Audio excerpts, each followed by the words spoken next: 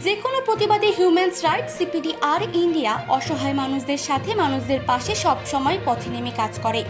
জি কর হাসপাতালে যে মেয়েটির সঙ্গে হিংস্র নেকড়ে চরিত্রের সিভিক্স ভলেন্টিয়ার যা কাণ্ডটি ঘটালো তাকে ধামাচাপা দেওয়ার বিষয়, সঙ্গে আর কারা কারা ছিলেন, অবিলম্বে তা ধামাচাপা না দিয়ে তাদের নাম সামনে আনা হোক। হিউম্যানস রাইটস সিপিডি আর ইন্ডিয়া থেকে সর্বভারতীয় সম্পাদক বিপ্লব ঘোষ তিনি দাবি জানিয়েছেন, হাইকোর্ট থেকে যা রায় দেওয়া হয়েছে তাতে যেন পশ্চিমবঙ্গ সরকার সম্পূর্ণভাবে সিবিআইদের সহযোগিতা করেন। জি কর শুধু কেন, সমগ্র সরকারি হাসপাতালগুলিতে সিসিটিভি সর্বত্রে লাগাতে হবে। মহিলা ডাক্তারদের, নার্সদের, এমনকি যেসব মহিলারা হাসপাতালগুলিতে কাজ করেন তাদেরও ড্রেস চেঞ্জ ঘরে নিরাপত্তা চাই, গেটের বাইরে সিসিটিভি চাই।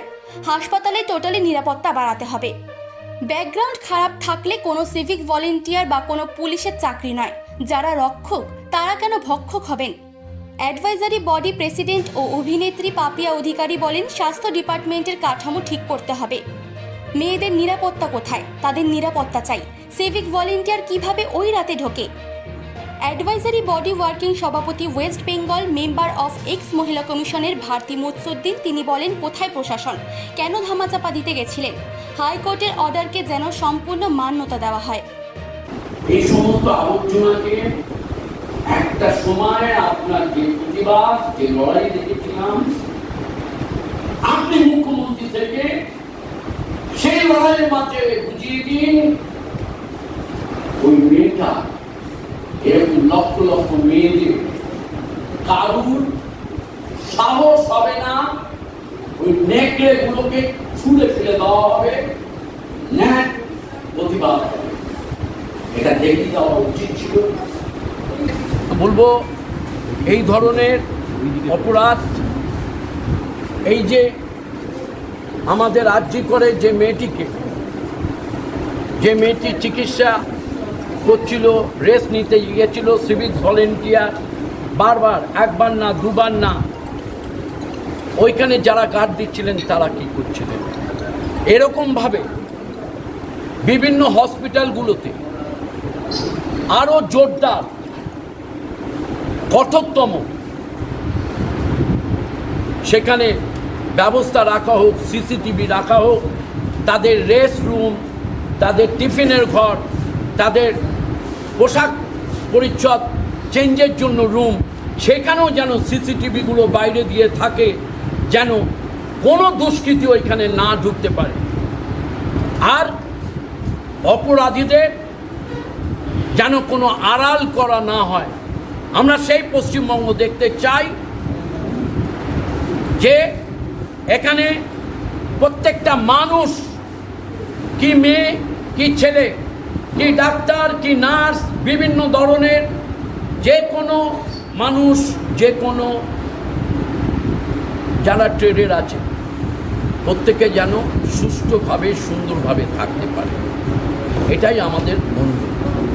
হিউম্যান রাইটস সিপিডি আর ইন্ডিয়ার তরফ থেকে আমি সর্বভারতীয় সম্পাদক Biplab Ghosh, Papiya Adhikari advisory body president, advisory body আমাদের ওয়ার্কিং প্রেসিডেন্ট ভারতী মুৎসুদ্দিন, এখানে আমাদের বৈশাখী রায় আছেন, বিভিন্ন সব আছেন। অভয়াকাণ্ডে আমাদের চোখ খুলে গেল যে আমাদের সমাজে পাগলা কুকুরেরা ঘুরে বেড়াচ্ছে। তাদেরকে ইমিডিয়েটলি হয় ডান্ডা দিয়ে পেটাতে হবে, পিটিয়ে মারতে হবে, আর তা নইলে সাঁড়াশি দিয়ে ওই কুকুর ধরবার যে অর্গানাইজেশন আছে তাদেরকে ধরিয়ে দিতে হবে সেই কুকুরগুলোকে। কারণ আমাদের সমাজে সুস্থ, মানসিক সুস্থতা সম্পন্ন লোক যাতে থাকে সেইটা আমরা চেষ্টা করব। এবং যে বাচ্চাটি 31 বছরের একটা ফুটফুটে সন্তান, সে স্পেশালিস্ট, MBBS করেছে, MD করেছে, তাকে আমাদের সরকার তৈরি করেছে ডাক্তার হিসেবে, কিন্তু সরকার তাকে সুরক্ষা দিতে পারল না তাকে সুরক্ষা দিতে। এবং যে রক্ষকরা ওইখানে প্রিন্সিপালের বাউন্সার ছিলেন না, এই সঞ্জয়, তার প্রিন্সিপাল কে? তাদের বাউন্সার লাগে। তিনি কে? তার এপাশে ওপাশে বাউন্সার লাগে, এবং সেই বাউন্সার আমাদের মেয়েদের ধর্ষণ হচ্ছে অন্যান্যদের সঙ্গে পড়ে, এবং সেই অন্যান্যদের পরিচয় চাপা রাখা হচ্ছে। কেন? মেয়েটির অটোপসি রিপোর্টে 2 প্রকারের সিভিংস পাওয়া গেছে। তাহলে এই ব্যাপারে তো নিশ্চিত যে আরও মানুষ ছিল, এবং যে সঞ্জয়কে আমরা চেহারাটা দেখলাম একার পক্ষে মেয়েটিকে অতটা অত্যাচার করা কোনোদিন সম্ভব না, এবং তার মুখ চোখে যে মেয়েটিকে যদি কেউ অত্যাচার করে তার মুখের আঁচল বা কিছুভাবে সে তো নিজেকে বাঁচাবে। তার মুখে কোনো আঁচল নেই, তার গায়ে কোনো আঁচল নেই।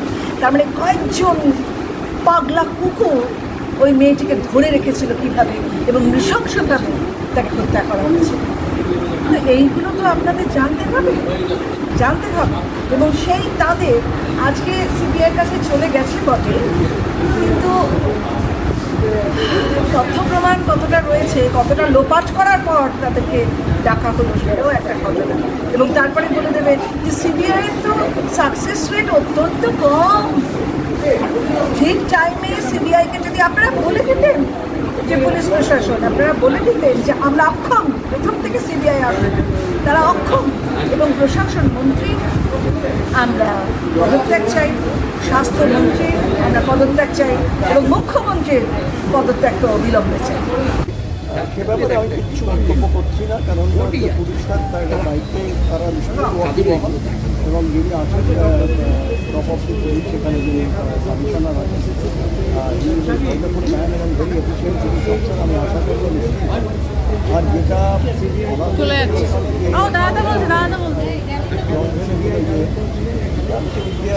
উইজডম তারা যেটা ভালো বুঝেছে সেটাই করবে। দ্বিতীয়ত হচ্ছে আমার এখানে কম রয়েছে, মানে শিক্ষিত এবং ট্রেন সেই সব ছেলে মেয়েদেরও একটা পার্টিকুলার রেশিও থাকবে সেখানে। যেমন আমাদের বর্ডার সিকিউরিটি রয়েছে, করে রয়েছে মেয়েরা, কোনো অসুবিধা হচ্ছে না তাদের সেইভাবে গঠন করতে হবে। এই নয় যে আমি গেলাম তারপরে তার একটা পুত্রও মানলাম না, অথচ আমি কারো করে করবো না। এগুলো দেওয়া আছে, ন্যারেটিভটা দেওয়া আছে, যে রুল অ্যান্ড রুলস আছে। আজকে যে যাকে বলা হতো সেকেন্ড, আমাদের যে স্কটল্যান্ড ইয়ার্ড ক্যালকাটা পুলিশকে, তারা আজকে কোথায় গেছে? তারা কিন্তু যদি নির্ভয়ে কাজ করতে পারে তারা অনেক ভালো ইনভেস্টিগেশন করতে পারে। অ্যাটলিস্ট আমি 2-3 জনকে জানি যারা অত্যন্ত ভালো ইনভেস্টিগেটর ছিল। আমি তার কাছে একজনের কাছে অনুরোধ করেছিলাম, তা আমাকে বললো, sir give me half an hour, let me find out. হাওড়ায় হয়েছিল, আমাকে বললো, sir the culprit has been picked up. Thank you. এই হচ্ছে পুলিশের কাজ, যে সমাজকে সুরক্ষা করবে, সমাজকে তাকে মনে করবে যে আমি যদি একটি মেয়ে রাত 10টায় যায়, এটা তো আমার দেশ রে ভাই, সেখানে কেন সে ভয় পাবে? তার ভয় পাওয়ার তো কোনো কারণ নেই।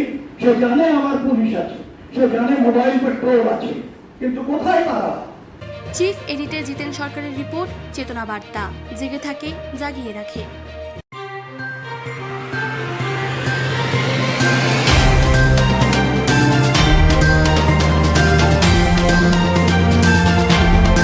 চেতনা বার্তা, জেগে থাকে, জাগিয়ে রাখে।